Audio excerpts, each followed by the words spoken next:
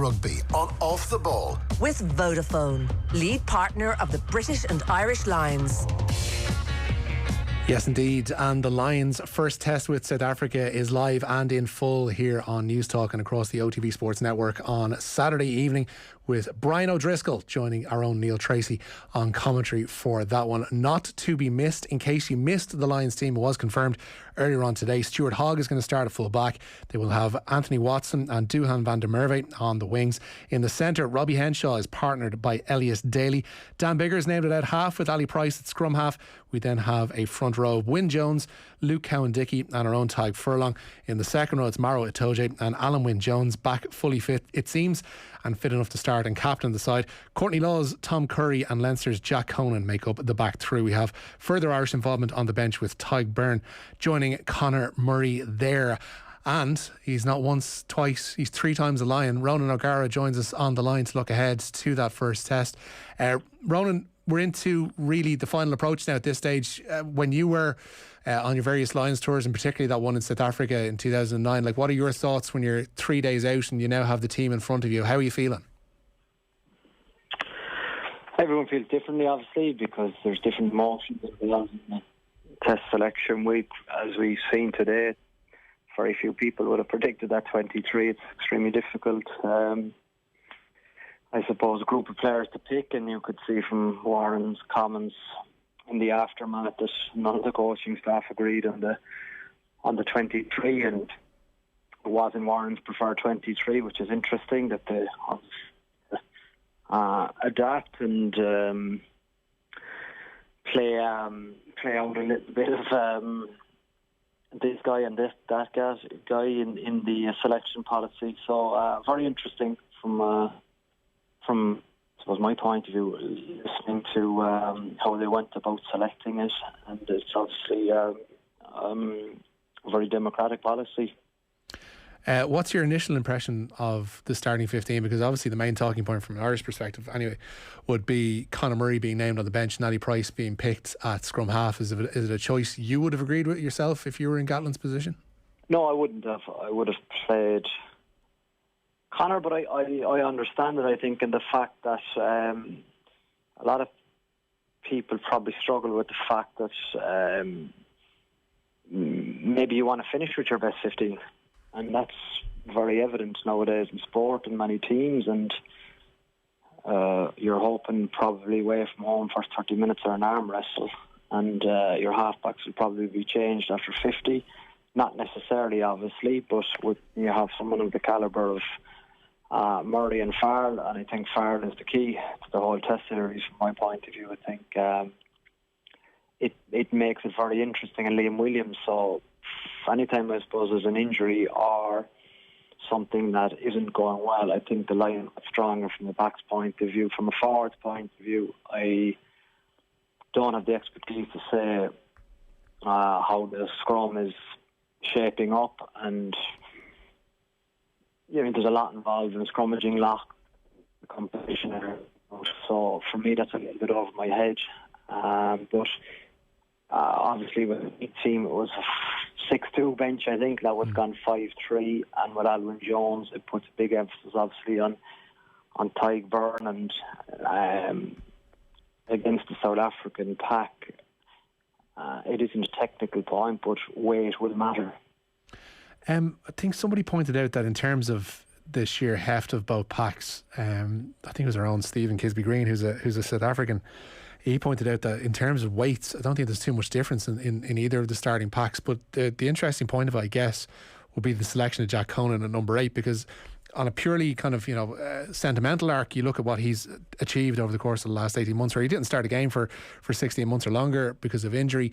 He's now found himself an integral part of the Ireland scene, and so much so that he's become a starter for the Lions, and that's seen as a bit of a counteraction to what South Africa has done, because they picked Quagga Smith at number 8 instead of Dwayne Vermeulen. Dwayne Vermeulen would have been a bit of a hoss and might have been a bit slower. Talupe Faletau, again, in the same respect, mightn't have had the same engine as maybe a Jack Conan does. So it's obviously, well, I mean, not obviously, but perhaps even matching like with like and having someone more mobile to counteract what South Africa are presenting. Yeah, and it's a good point you make, and I think for the first time probably in the history of a Lions squad or tour, it's very hard to name the incumbents or the people that you expected to probably grab that position. And obviously in Jack Conan's case, he's done an incredible job to get where he is. But if you look back at it, I think some of it was injury, but some of it was probably selection. CJ Sander, if I understand it well, was probably first choice number 8 for Ireland up to the time he retired. And you know what I mean, there's Faletau, there's Billy Vannapona, so there's such quality in that position. Yet Jack Conan is the guy who's going to lock down the scrum at 8, and the ability. I think we just lost Ronan there for a moment. We'll try and re-establish his line. Coming from Francis is proving a bit tricky at the moment, but as I say, Jack Conan being particularly happy to start at number 8. I think we have Ronan back there. Ronan, you were saying? I was just saying, in terms of the number 8 position, there is such of opinion about the opportunities and the choice who can play there. You look at Billy Vannapola's strength, you look at CJ Standers, who is still available for selection for this tour. You look at Toby Faletau, and now you've Jack Conan starting in that position. It is another example, I suppose, of how open the selection was, and I think it will be difficult for this group of players to excel on Saturday because they have not had a required amount of time together to establish probably a style of play or cohesion or relationships among them. And it's, you know, you look at it from it's a Scottish 9, a Welsh 10, an Irish 12, an English 13, and a Scottish 15. So it's 3 Scottish matches, probably history in the making for a Test Lions team. So everything is it seems very new. How many games? I'm not saying there's a hard and fast rule for this, but in terms of from a coaching perspective, from a playing perspective, you've been on both sides now, obviously. How many roughly? What? How many minutes do you need? How many games do you need on average for these kind of combinations for you to be certain in yourself that you know they're clicking? I am probably of the opinion that you need a few weeks. Right. And I was tossing this in my head today when I knew I'd be coming on to discuss it, because I was asking myself, would Ireland, England and Scotland and Wales as a single entity have a better chance of beating South Africa?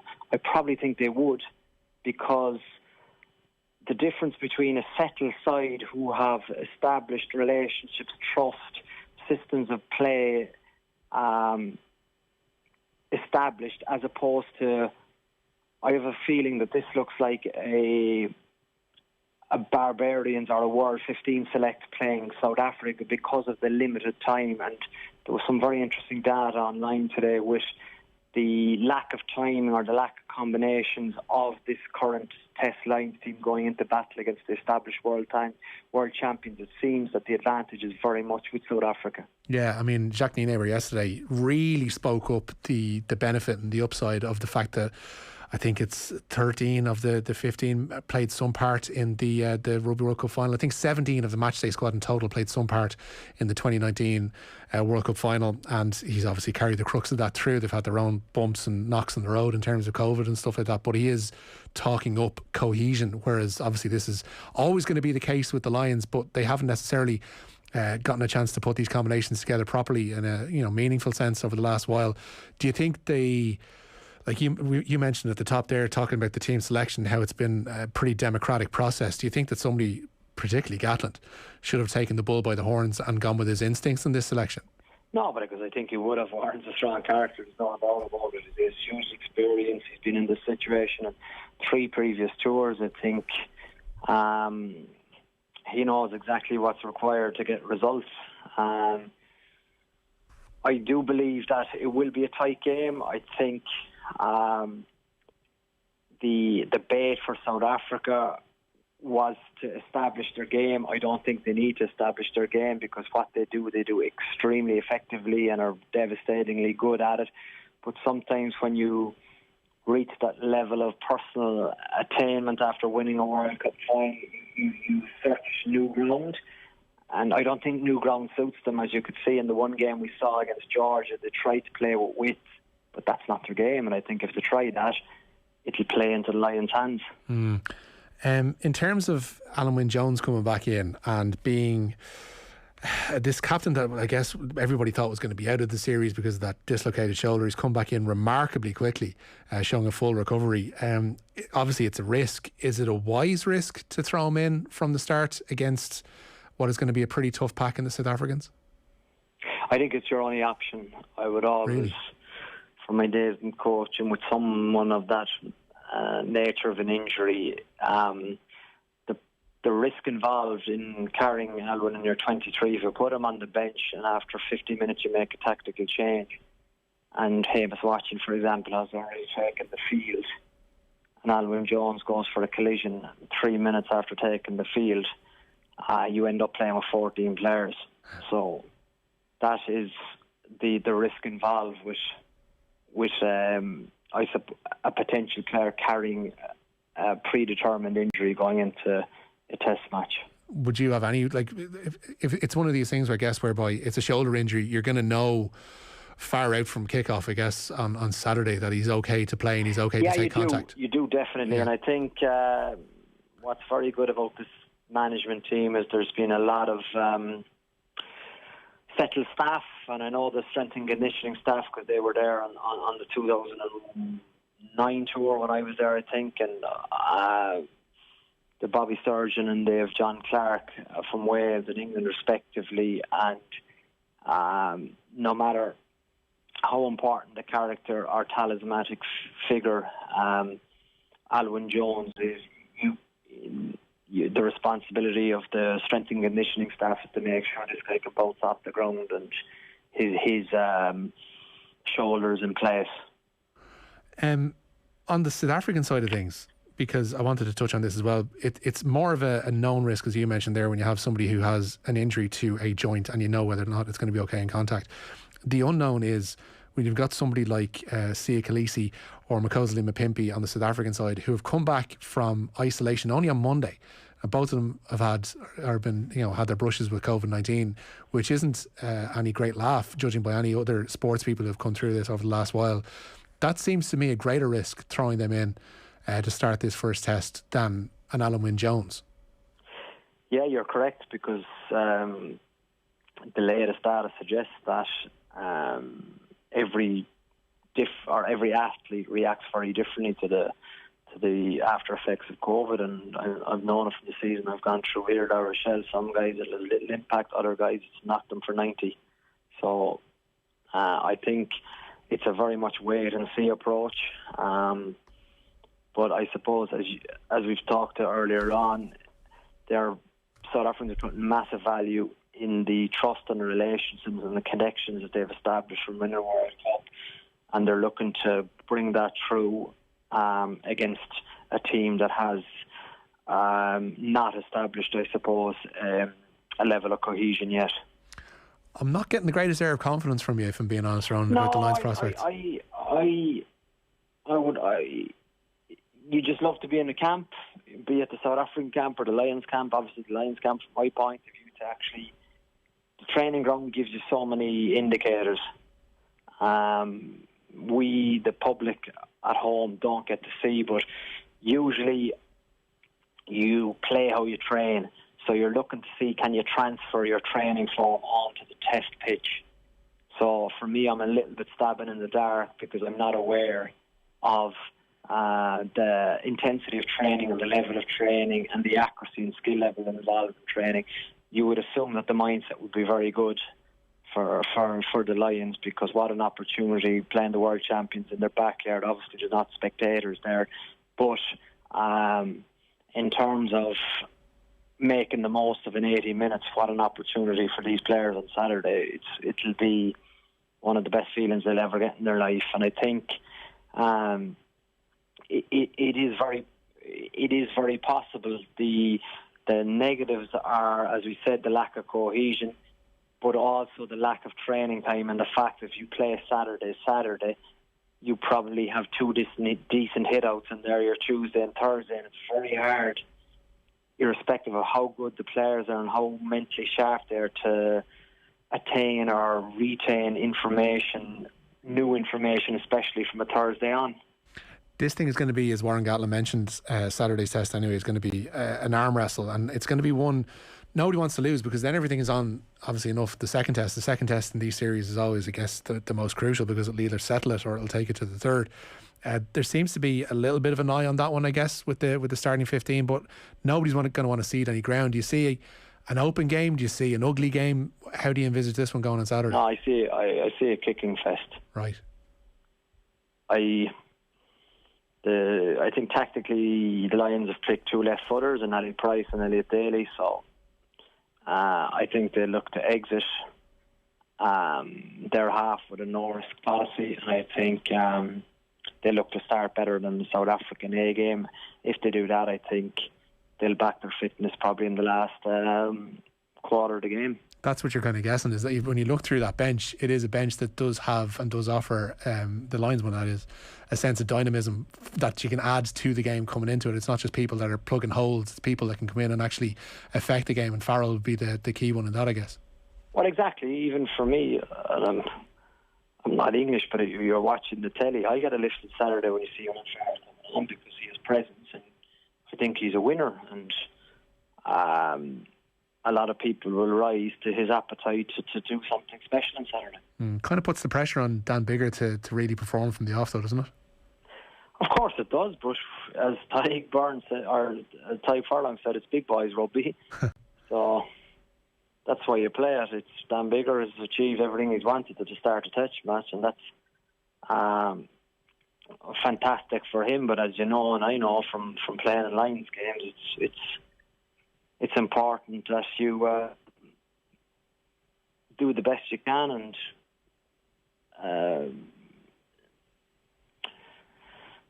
what is the word I'm looking for? You try and put your stamp on a game.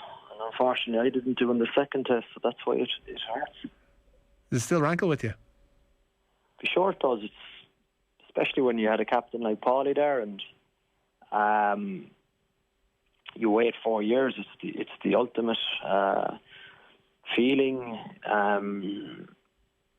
opportunity as a player to play for the Lions. It's a very, very special few weeks of your life, and you put everything into it. And I've come to accept that that's sport, but at the same time, would you like to change it? Damn right you would. When this comes round every 4 years or every 5 years or whatever it's been now because of COVID, does it eat at you still? Like, do you enjoy Lions discourse? Because yeah, I do, of course, because I wouldn't change the decision, but I changed the execution of what I wanted to do. But that shows what happens when you're put under pressure, and I didn't perform well under pressure, potentially knocked out, but that's what happens. Looking forward to the series ahead, like we think it's going to be a kicking game, obviously, this coming Saturday.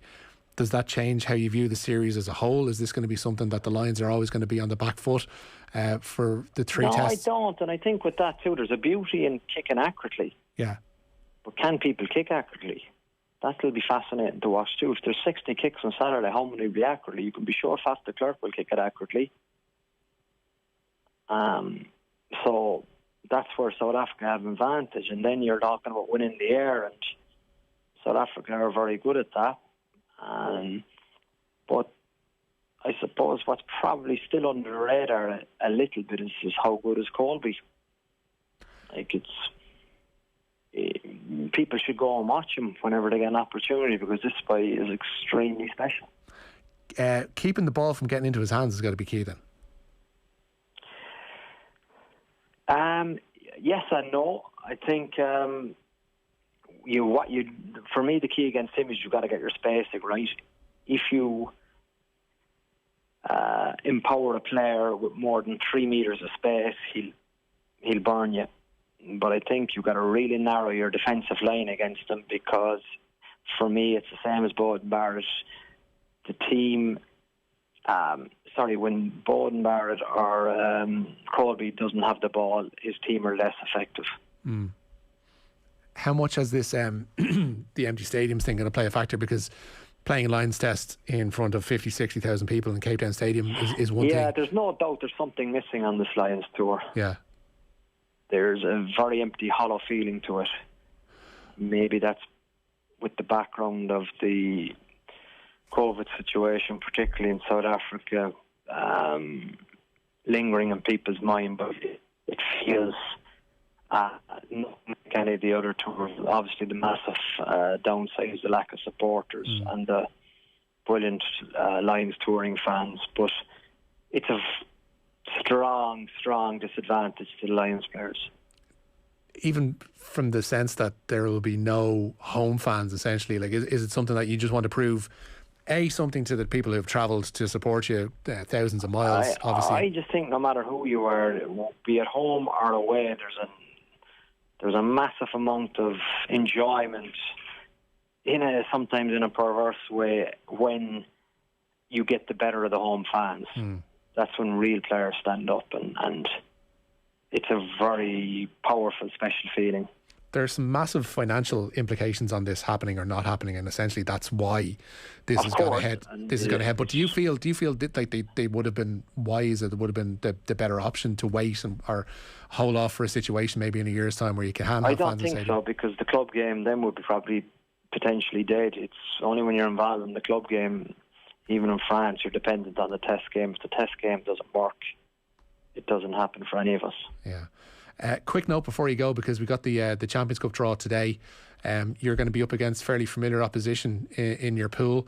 Have you had a chance to digest it? Are you looking forward to it? It's obviously from last year, it's been an incredibly exciting competition, and one that you want to have a crack off. And there's two games, obviously, with Glasgow and Bath. So that's all you look at. You've got to get results against them to put yourself into, I don't know what the word in English is, the Wheatium final. The last 16. My God, you've become a native. Wow. Yeah. Look, I've lost it. You've gone full native over there, Ronan. That's absolutely unbelievable. The Wheatium final. Sorry, that's soccer terms, though, isn't it? Because we've never had that in the Champions Cup. Yeah, that's never true. Been a... What did you call it? A last 16. Last 16. Sorry, Wheatium final. Wheatium final sounds better. It does indeed. Everything sounds better in French, Ronan, I think you'll find. Before you go, quick score prediction for Saturday. I don't know. Good answer. We'll bring you live commentary of Saturday's first test against the Springboks. Brian O'Driscoll is going to be alongside Neil Tracy for that one. And our Lions coverage is brought to you in association with Vodafone, lead partner of the British and Irish Lions. Ronan O'Gara, try and enjoy it as best you can. And he's gone. We'll have more after this. Rugby on Off the Ball. With Vodafone, lead partner of the British and Irish Lions. Hi, I'm Johnny O'Sullivan from the Hudson Bay Hotel Group. Find your freedom this summer with a city break at our Hyatt-centric hotel in Dublin, where your safety and comfort is our priority. Our guests can enjoy outdoor adventures like kayaking and city walking tours with our exclusive discounts. Book now on hyattcentricdublin.com with dinner, bed and breakfast from €75 per person sharing. Sean, what's that thing going round the garden? That is our new Husqvarna Auto Mower. Auto mower? Yeah, it's a robotic lawnmower from Husqvarna. Cuts the grass automatically, has GPS tracking and an app. Even works in the rain. I just thought, why spend time cutting grass when I could spend it with the family?